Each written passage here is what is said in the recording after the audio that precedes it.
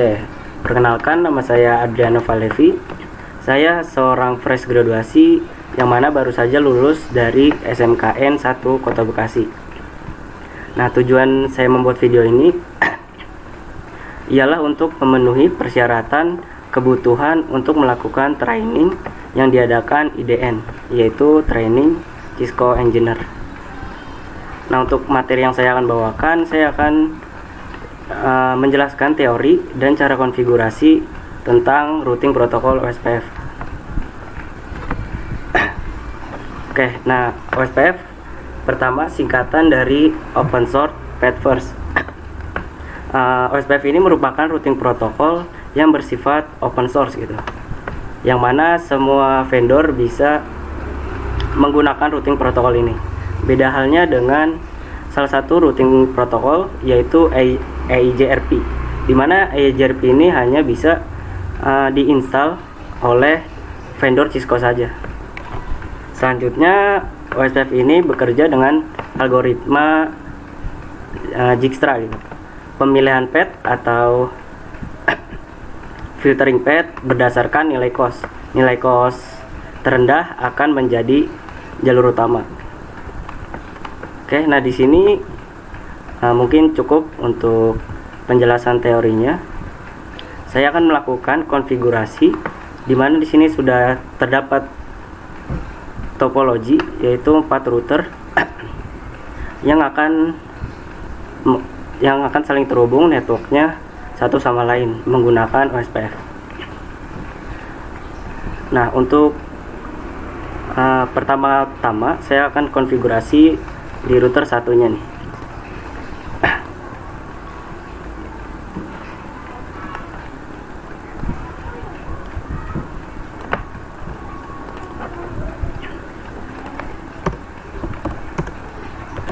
Oke, untuk pertama-tama kita masuk dulu ke global config untuk melakukan konfigurasinya.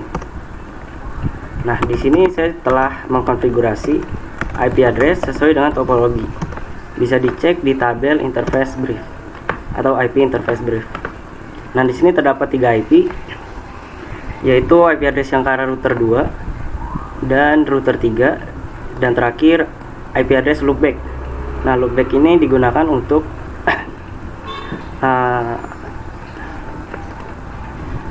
akan dijadikan nantinya menjadi router ID untuk OSPF, di mana router ID ini sangat dipentingkan dalam melakukan instalasi OSPF.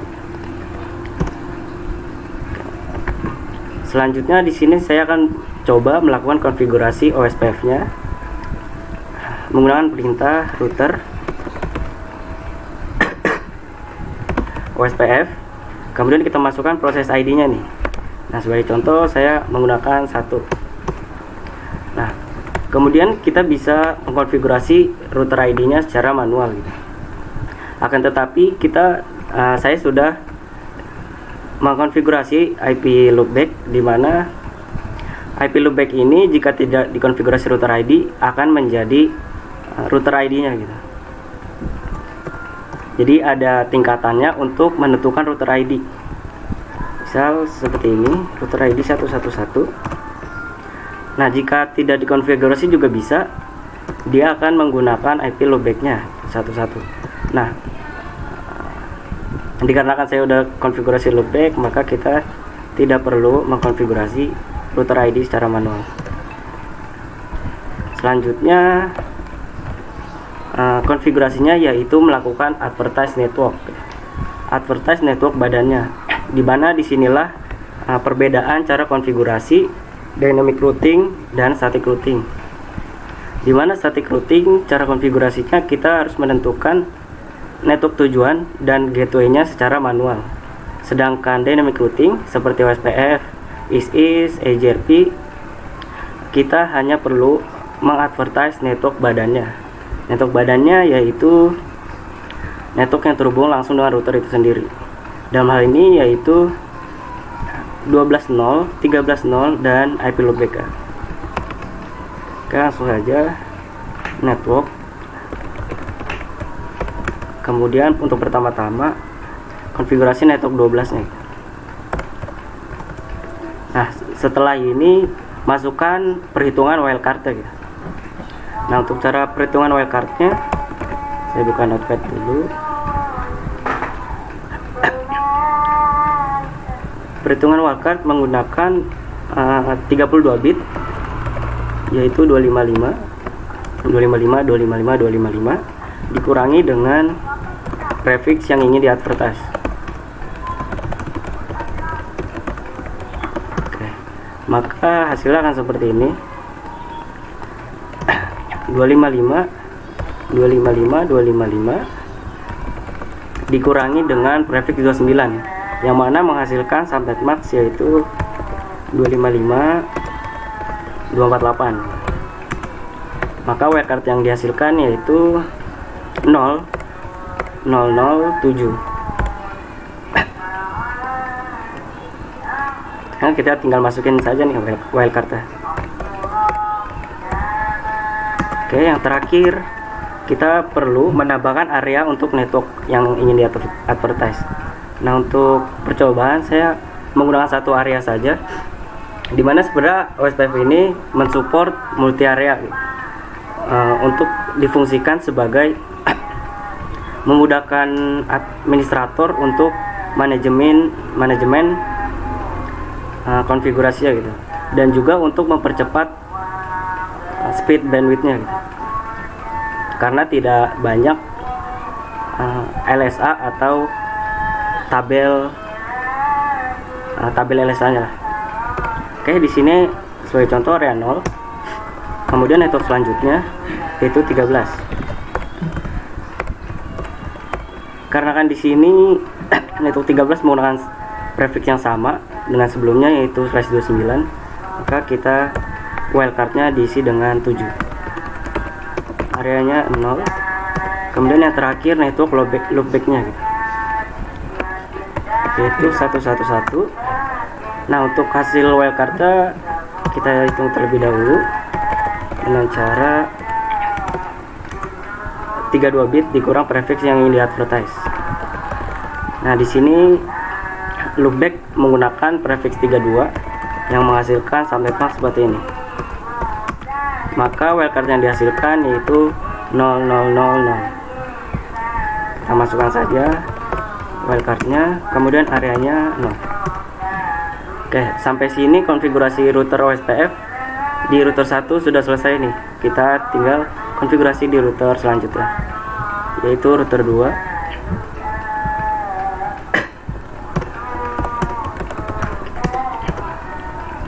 Untuk konfigurasinya sama, kita perlu masuk dulu ke dalam mode OSPF.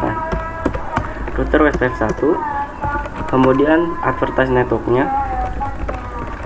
itu 12.0, kemudian wildcardnya yaitu 7, area 0.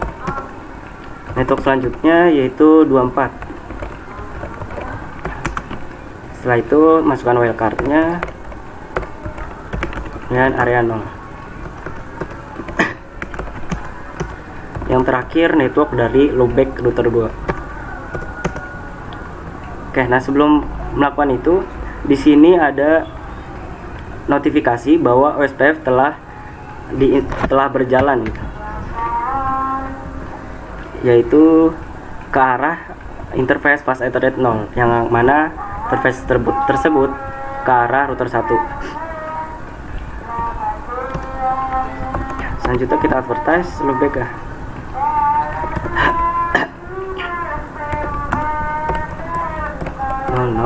Area 0. Oke, untuk konfigurasi OSPF di router 2 sudah selesai. Selanjutnya konfigurasi OSPF di router 3.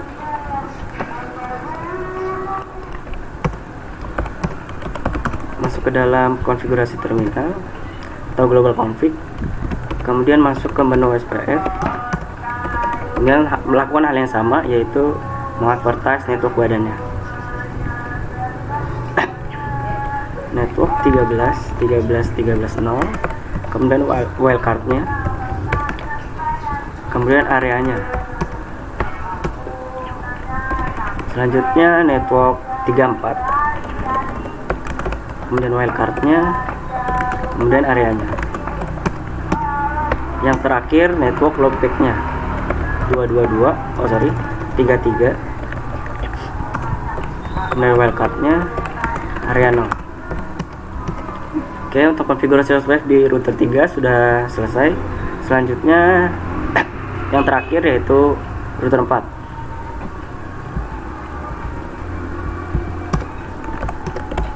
Masuk ke global config, kemudian masuk ke menu OSPF. Sorry. Kemudian advertise networknya, kemudian wildcard, kemudian areanya. Network selanjutnya 34. Oke.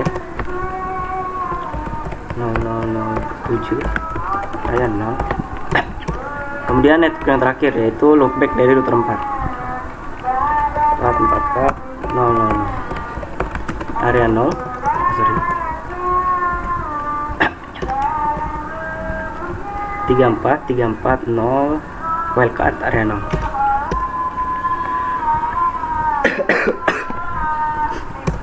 Oke, untuk konfigurasi OSPF sudah dilakukan di setiap router nih. Langkah terakhir kita hanya perlu melakukan pengecekan aktivasi dari OSPF di setiap router atau beberapa router.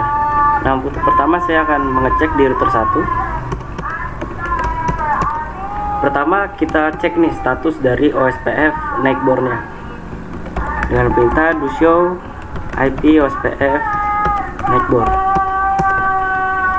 Nah, di sini terdapat 3 neckboard atau 3 ID tetangga, yaitu router 2 dan router 3 sesuai topologi, yaitu router 2 dan router 3. Yang menandakan di sini OSPF sudah aktif nih dengan neckboard router 2 dan router 3. Begitupun juga dengan router lainnya. Sebagai contoh di sini router 2. Kita cek neckboard dan kita do show IP OSPF neckboard. Nah, di sini terdapat 2 neckboard juga, yaitu router 1 dan router 4. Kan untuk yang terakhir kita cek tabel routingnya gitu, untuk memastikan apakah sudah mendapatkan remote networknya atau belum. Dengan perintah do show IP route.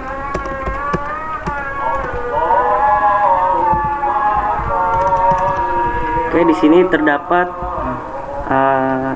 4 buah network yang didapat oleh OSPF, yaitu network 2, network 3, network 24 dan 34.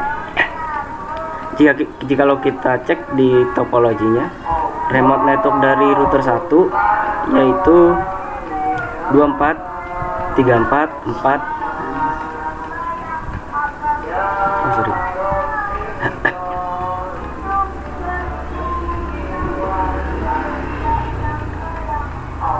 Oke, di sini belum mendapati network loopback dari router 4 yaitu 444. Kita cek dulu ulang. Oke, untuk caranya, nah di sini kita belum konfigurasi advertise network loopback 44-nya nih di router 4. Oke, kita konfigurasi. Oke, selanjutnya lakukan pengecekan nih.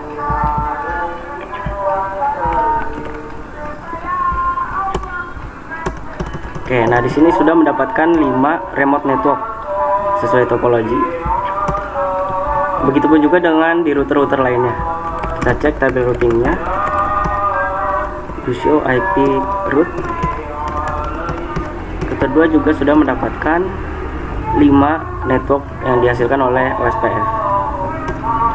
Selanjutnya langkah terakhir yaitu pengujian ping. Kita ping ke setiap loopback dari router lainnya. Oke, di sini saya lakukan ping di router 2. Do ping untuk pertama-tama ping terhadap loopback router 1. Do ping kemudian loopback 1. Nah, di sini sukses pingnya. Selanjutnya ping terhadap loopback router 3. Oke, di sini juga sudah berhasil. Selanjutnya ping terhadap router 4 atau loopback router 4. Oke, nah di sini sudah berhasil, yang artinya semua router sudah terhubung menggunakan routing protokol OSPF. Oke, mungkin cukup sekian pembahasan teori dan konfigurasi OSPF secara sederhana yang saya bawakan. Terima kasih atas waktunya. Kurang lebihnya mohon maaf. Wassalamualaikum warahmatullahi wabarakatuh.